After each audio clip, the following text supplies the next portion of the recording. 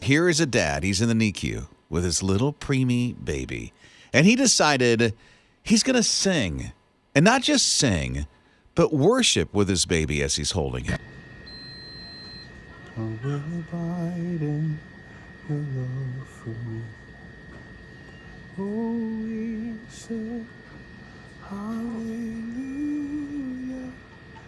hallelujah, hallelujah.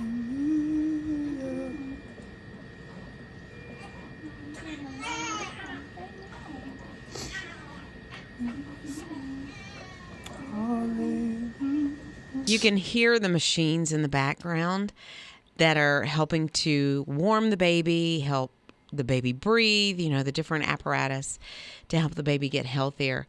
And this little baby is swaddled, so his little arms are down in this blanket. And he slowly works his little arm out, and it raises in praise and worship during that song. Yeah. And Dad, I don't know if you could tell, he kind of a little bit. He's tearing up. He is. He's crying, and the baby's starting to make sounds, whether it's, hearing Dad sing and is responding to that. Little baby's name is Remington. I love the name. I do too. And Mom's name is Emily, and she was just like talking about this on social media. She was filming it, put it on TikTok, and was talking about, man, I knew in that moment that was my man. Uh-huh. That was the one from me. That was the confirmation that I did marry the right one. Yeah. Right? Absolutely. I mean, he's singing praise and worship to their brand new little baby who's fighting for his life. And it gets so emotional.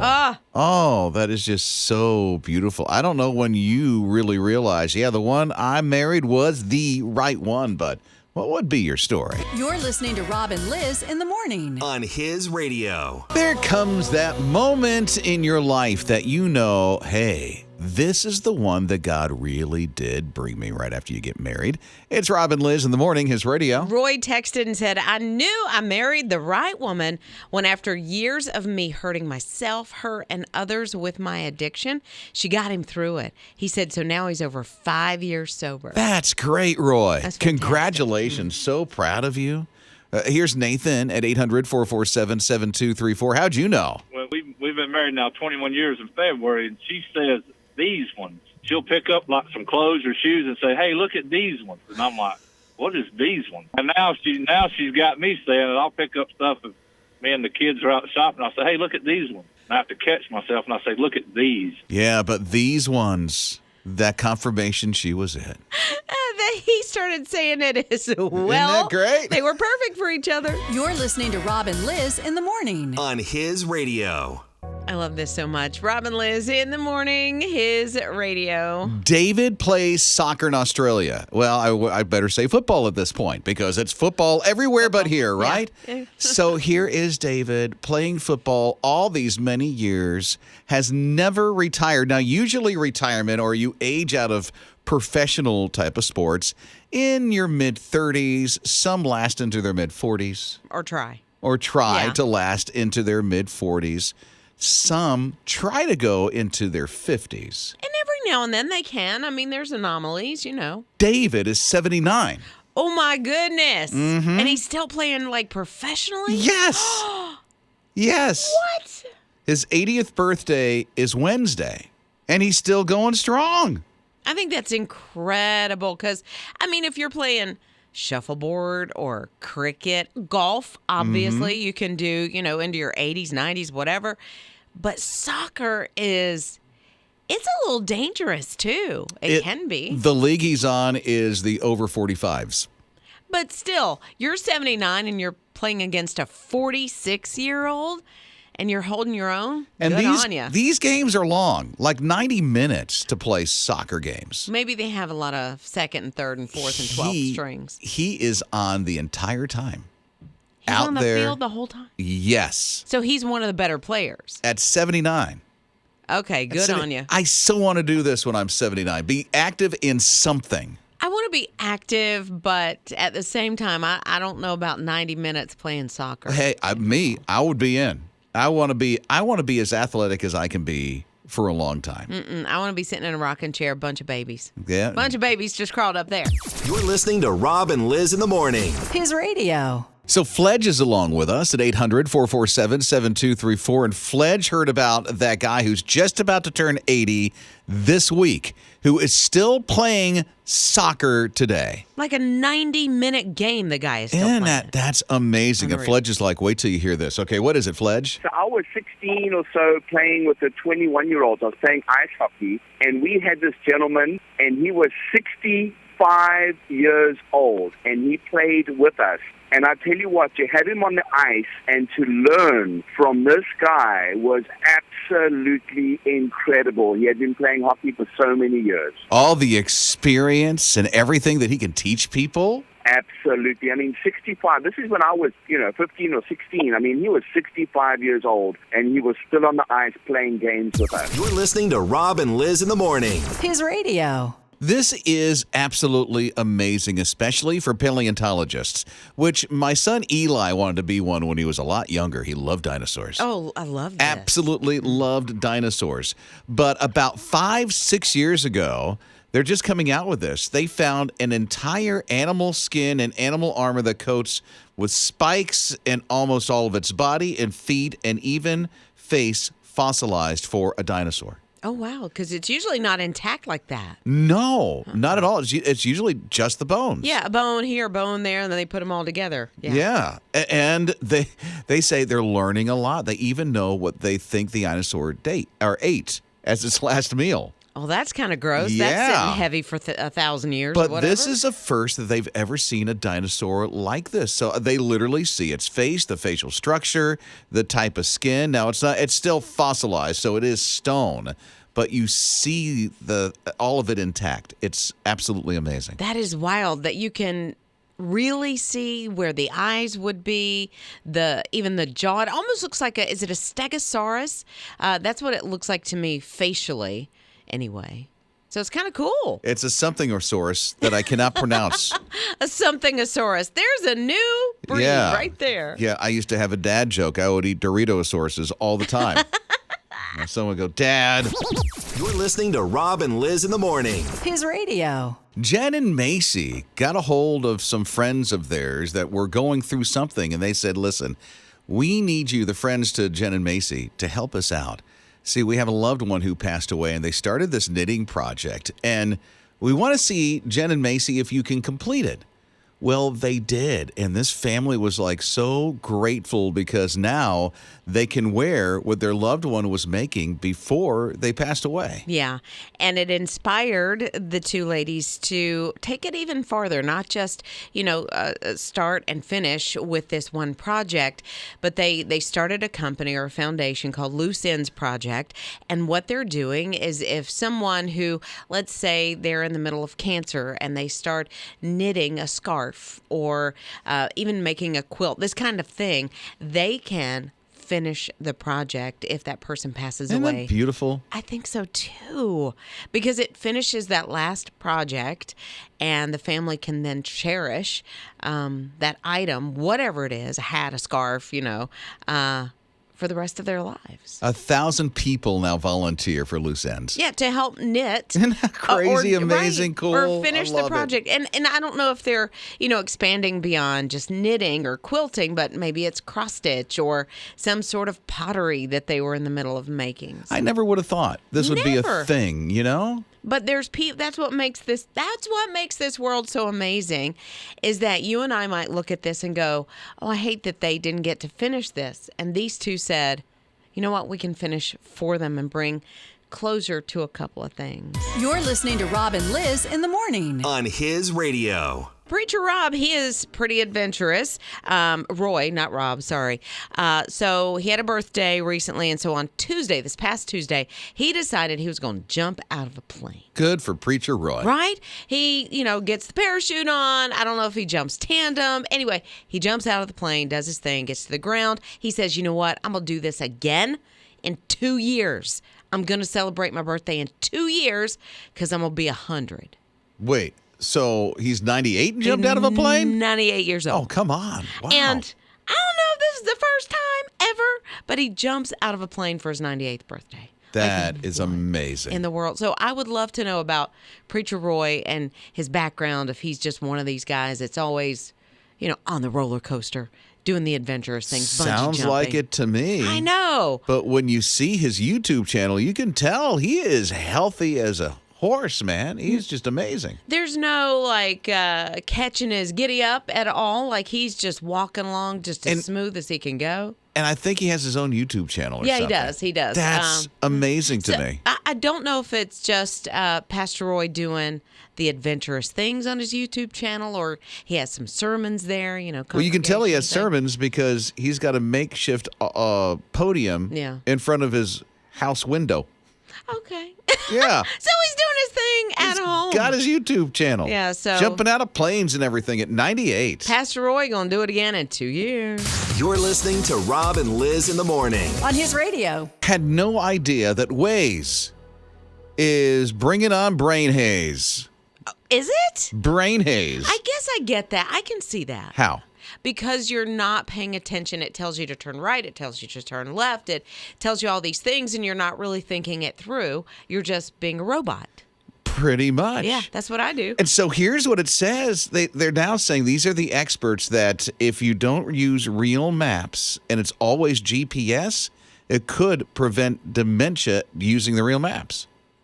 Well, Breaking it out from time to time. I see that, but I'm not real good at following maps at all. I've tried, and it doesn't work. So I am using my brain, though. It's not really working for me, but I'm trying to use it.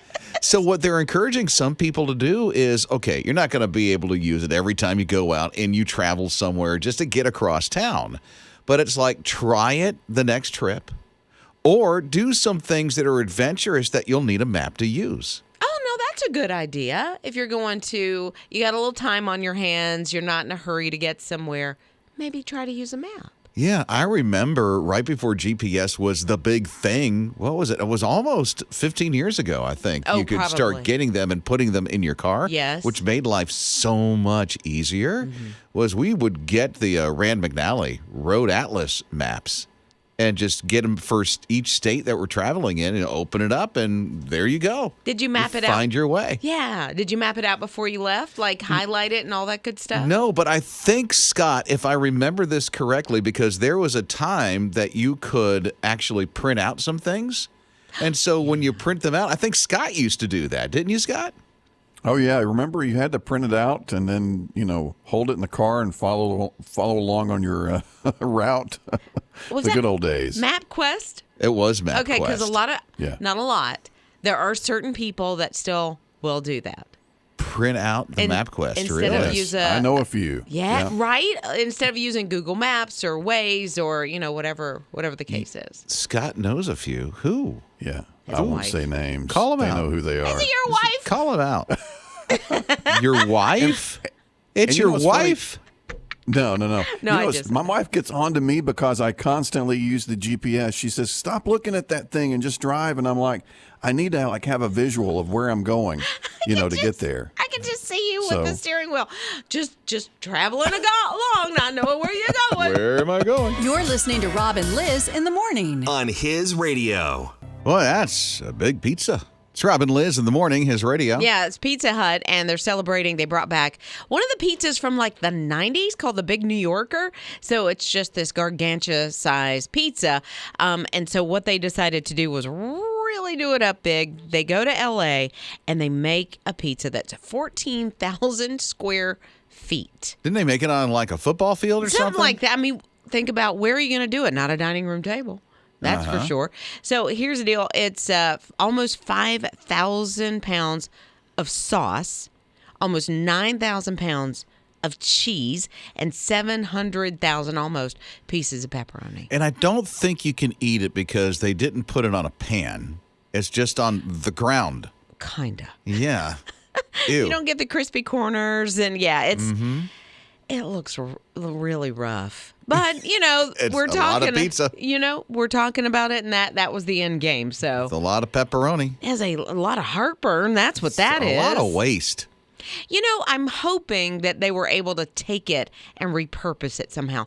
So they put like tape and some sort of flooring down They did. Yes. So it wasn't like disgusting floor people walked on. Right. And it wasn't on top of AstroTurf or grass or dirt or anything Okay, like that. So nice. maybe you cut along the edges because that's going to be the gross part. And there's some way to repurpose it. And I don't think it was cooked. I think they just plopped all No. the stuff on it, right? Yeah. So hopefully what they can do is find a crust and put all those toppings on it and feed some people. You're listening to Rob and Liz in the morning. On his radio. His radio, I don't think I can do it. Campbell's Chunky Soup. It's like it's a filling soup that makes you feel filled.